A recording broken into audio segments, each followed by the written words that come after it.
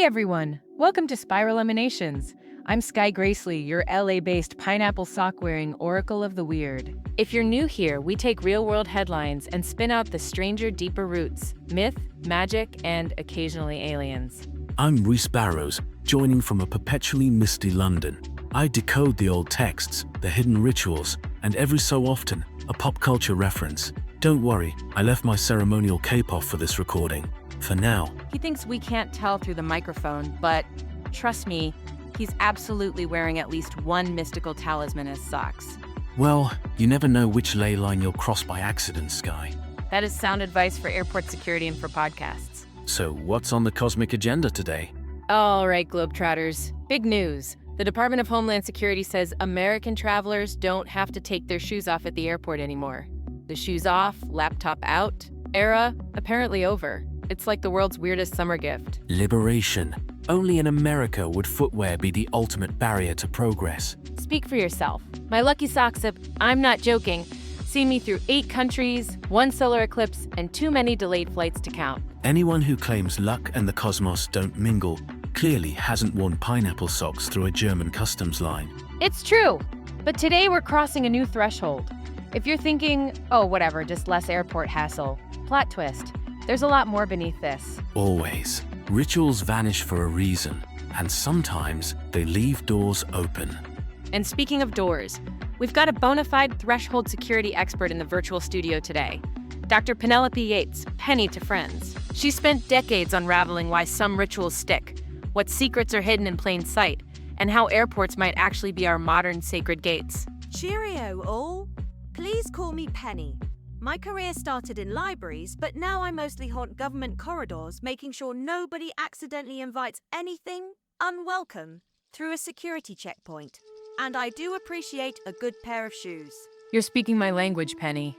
You all may not know, but Penny trained government agents in detecting the things the machines can't see. We are very lucky to have her. And she makes an excellent martini. Ask me how I know. Not at airports. That's an international incident waiting to happen. Right. Before we take off, shout out to Brian. He's our audio engineer / sound wizard. If our voices sound smooth, if the weird delays vanish, it's all Brian working his magic, editing from behind the scenes. Brian, protector of eardrums everywhere. Okay, Penny Reese, ready to reveal what's hiding on the other side of the security line? After you, Sky. Let's find out what's lurking beyond the conveyor belt. Buckle up, everyone. We're going in. Okay, so if you missed it, especially if you're one of our listeners tuning in from like Australia or Norway or somewhere airport security doesn't mean a shoeless conga line, here's what just changed. In the US, for almost 2 decades, you had to take off your shoes at security. It started after the shoe bomber try, like way back. Bomber puts explosives in the shoes, TSA makes everyone take theirs off, that's the deal. A distinctly American rite of passage. I recall nervously hopping on one foot in Dallas while a TSA agent inspects my very boring dress boots, wondering if I'd missed some secret sock color code. No color code, just regret if your socks have holes. Trust me. But last week, boom, Homeland Security announces new scanners can see right through shoes now. No more shoes off, just march right through. Secretary Kristi Noem called it like a milestone for convenience. I mean, yay for less hassle, but isn't it weird how a ritual that specific just disappears overnight? Rituals have staying power for more than comfort or efficiency, right? Sometimes, what feels like bureaucracy has deeper roots than we want to admit. Penny, can I toss that to you? For our long-haul listeners, what actually is threshold security? And how did you end up as the person who decides which ancient rites make it into Homeland Security handbooks? Officially, I analyzed unconventional threats. Basically, the patterns and symbols that slip past metal detectors but might show up in very old stories, or occasionally in Senate oversight hearings. I was hired after September 11th to lend some historical rigor to airport protocols. My favorite title is Forensic Symbolist. Yes, it's real. Or the person who ruined casual workplace Fridays with suspicious amulets on my desk. And what does threshold security actually mean? Outside the jargon. It's basic human stuff, really. Since ancient times, crossing a threshold, the temple gate, the city wall, the entrance to the underworld, it's always been about separating friend from foe. The shoe removal protocol isn't new. There are Babylonian tablets and Roman gate law, even ritual foot washing in the Templars. Wait, like, so when we're shuffling through security with our slightly embarrassing socks, it's like the same as a Roman priest guarding a city gate or Moses at the burning bush? Moses, city gates, Templar strongholds, you'd be surprised. Humans have been running the show your feet test a lot longer than there've been X-ray machines. And what's old can still bite, or in this case, glide straight onto an airplane. Okay, so are you for real saying airport rolls actually have mystical paranoia baked in? You'd be amazed what gets classified, Sky. Shoes off isn't always for bombs. Sometimes it's for something slipperier. We're going to peel back what that something actually is, but trust us, the missing puzzle pieces get more fascinating and much stranger the further you go. You have my full attention and a tiny bit of terror.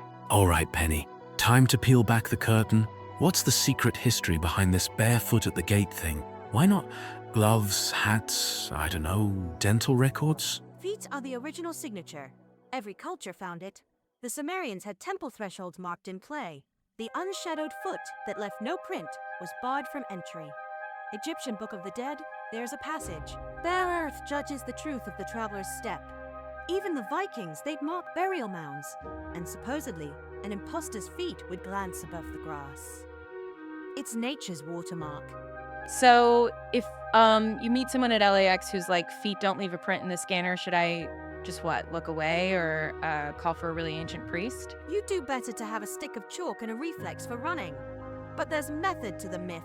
Those who copy our bodies, fey, reptilian, take your pick, can mimic human skin or eyes. But the soles, the fingerprints of the feet, refuse them. I suppose that means corduroy socks are humanity's last true defense? Hey, I do love a good sock pattern, but I'm just picturing a TSA agent going, sorry, sir, your arches are too, interdimensional, and then, like, pushing a big red button. Stranger things have crossed my desk, actually. The Mayans used obsidian thresholds. Cut your soul, bleed, and you're real. Pass untouched, and you're banished. And the Knights Templar coded into their initiations. Drop your shoes, walk across ritual sand. Spiral prints, extra toes. Evidence for the other. Careful, Sky. Your collection of gemstone toe rings might raise some eyebrows. Or save you, who knows? Excuse me, my toe ring game is legendary at TSA. Has anyone, in the modern era, ever actually, gotten caught? Red-handed or, I guess, red-footed? Once, late shift at Dallas, we ran a manual test. The cameras caught something odd. Person walks up, removes shoes, but there's no imprint. Nothing on the scanner. Next lens, the figure's gone. 5 minutes later, alarms up and down the concourse, and let's just say, the file was stamped classified before sunrise. That's chilling. Okay, wow, suddenly socks feel just a little less protective. Thresholds are older than rules, and sometimes the old rules are the only ones that catch what's coming through. I joined DHS in the early 2000s, right after the landscape shifted. On paper, I was a Devis, symbolics specialist. But the job evolved fast. As soon as the missing persons files started piling up from hubs like Dallas and O'Hare, sometimes footage would show a traveler passing normally through the first camera, yet there'd be 5 seconds of silence on the next feed. No one there. More than once, the floor guards would swear someone walked by, but the mat stayed pristine. No dirt, no arch, not even static on the rubber. Wait, so, no print at all? Not, even a blur or, a dust smudge? Not a hint. Every procedure breaks somewhere. Auditors flagged phantom entries. We even tested footprint powder like old school detectives. Sometimes the powder stuck, sometimes it just scattered, like whatever passed over it wasn't even solid. That was the real reason behind reviving shoe removal. It was less about bomb detection and more, frankly, about reading out anomalies. The ones every tradition warned us about. The pattern repeats, old wisdom lurking in new uniforms. Once, in the archives at Temple Church, I found a 15th century ritual log. If a knight's feet didn't mark the century sand, the order barred him entry. City planners in Jerusalem once laid salt in the gateway cracks, not for blessings, but to highlight the unseen step.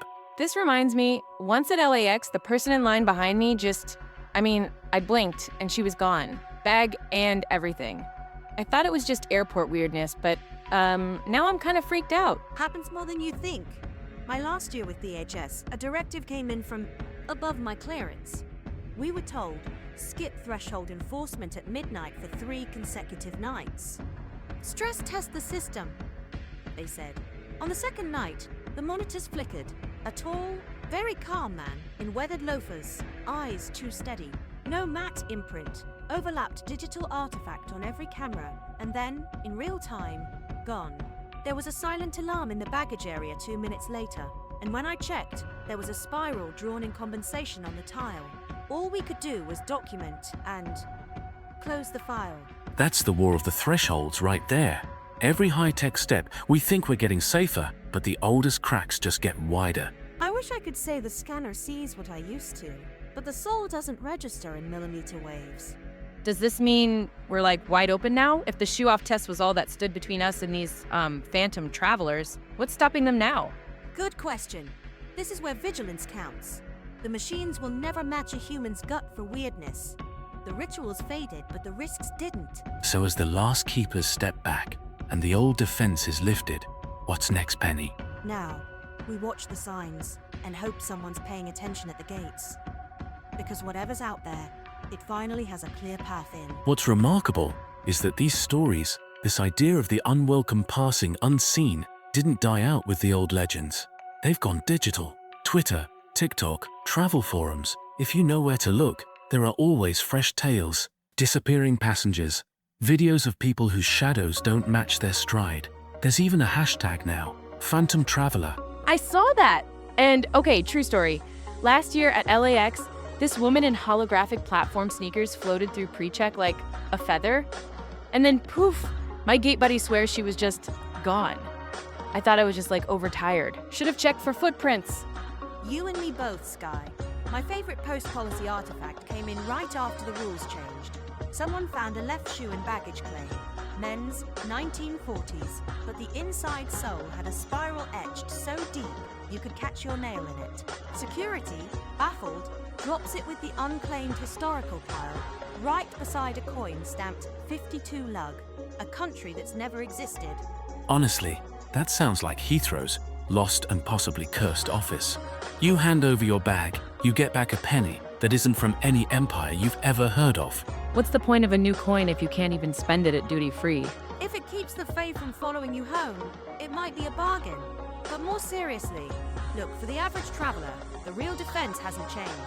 You notice what feels off, trust that flutter in your gut.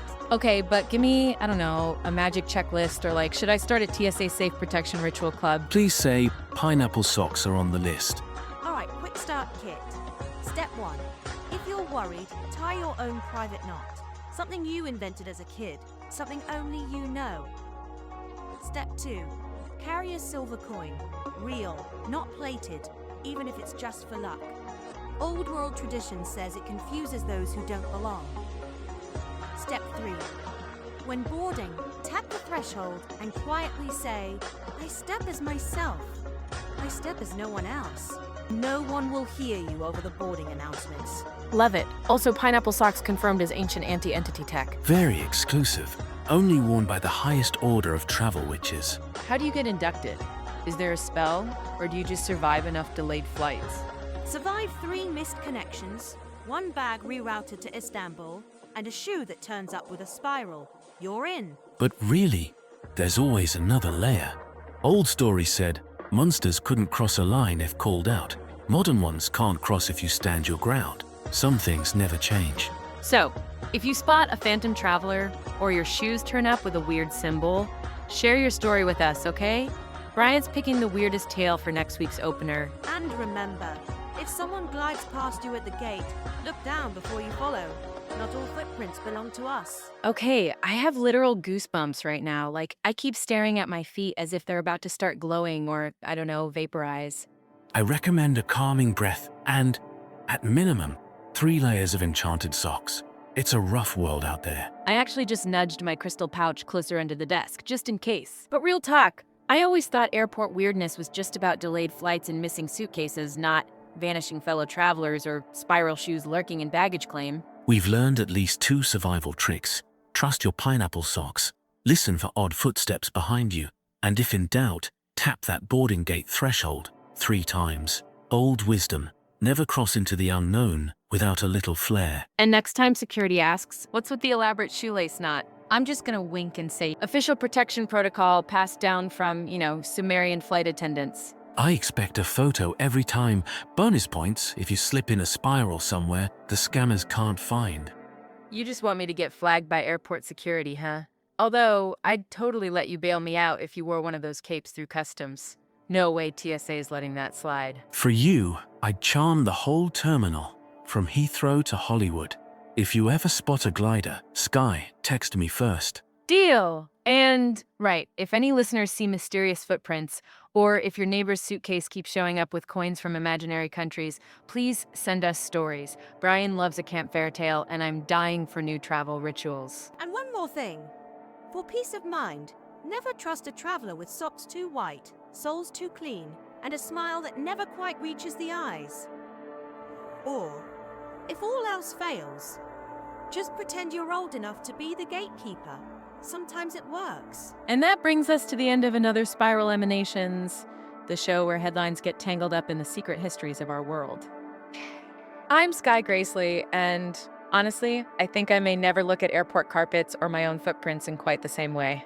To everyone listening, whether you journey with lucky socks, crystals, or just courage, thanks for stepping over that threshold with us.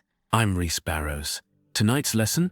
Even in a world of scanners and policies, it's the age-old stories, our rituals, that know where the shadows gather. Stay curious at the crossroads. Old magic leaks in, one traveler at a time. And, of course, our guest, Dr. Penelope Yeats, threshold guardian and collector of secrets. Penny, any parting blessings for the road? Watch the feet, trust your gut, and if your shoelace comes undone halfway down a jet bridge, take it as a sign. The universe pays attention to those who do too. And don't leave your shoes unattended. That's still a security risk. We'd love your stories, travelers. All of them. Have you ever spotted a phantom passenger? Been given a coin from a country that doesn't exist? Send your strangest layover myths or travel omens to spiralpodcast@gmail.com or tag us at Spiral Emanations. Brian, our sound sorcerer, will brave the liminal inbox and pick one to open next week's portal. And remember, if your anecdote makes us check our shoe soles twice, you might just win some unofficial Spiral Emanations merchandise. Protective socks not guaranteed, but recommended. Next week, we'll wander the world's ley lines. Are they just old maps, or do they still pulse under our towns, highways, and favorite hiking trails? Ancient secrets, wild stories, maybe a glowing toadstool or two. And as always, deep thanks to Brian, our behind-the-scenes gatekeeper. He's the only one who could make audio files cross time zones without leaving a trace. So until then, keep your steps light, your heart open, and your eyes sharp at every crossing. The world's full of gates, but tonight, only one truly matters, the one you choose to step through.